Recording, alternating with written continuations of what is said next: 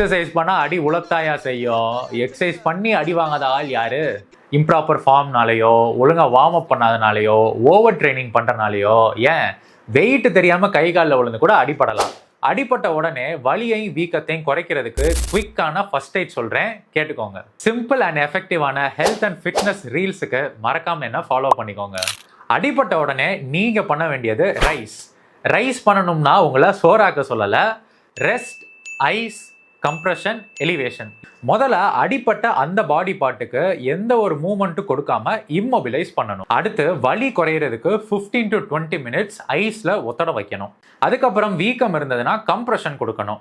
பனியன் மாதிரி நல்லா ஸ்ட்ரெச் ஆகக்கூடிய ஒரு துணியோ இல்லை எலாஸ்டிக் பேண்டேஜோ வச்சு அடிப்பட்ட இடத்த சுற்றி கொஞ்சம் டைட்டாக சுற்றணும். ரொம்ப டைட்டாக சுற்றிடாதீங்க, அப்புறம் பிளட் ஃப்ளோ ரொம்ப ரெஸ்ட்ரிக்ட் ஆயிரும். ஃபைனலாக அடிப்பட்ட இடத்த ஹார்ட் லெவலுக்கு கொஞ்சம் மேலே இருக்கிற மாதிரி பொசிஷன் பண்ணிக்கிறணும். அப்போ தான் ஃப்ளூயிட் பில்டப்பை ரெஸ்ட்ரிக்ட் பண்ணி வலியும் வீக்கமும் கூடாமல் பார்த்துக்கலாம். சின்ன அடினா 1 or 2 days ப்ராப்பராக ரெஸ்ட் கொடுத்து ரெகுலராக ஐஸில் ஒத்தடம் வைக்கும் போது சரியாயிரும். பட் பெரிய அடினா இப்போ நான் சொன்ன ரைஸ் பிரின்சிபலை கரெக்டாக ஃபாலோ பண்ணிட்டு இமிடியேட்டாக ஹெல்த் கேர் ப்ரொஃபஷனலை போய் பாருங்க.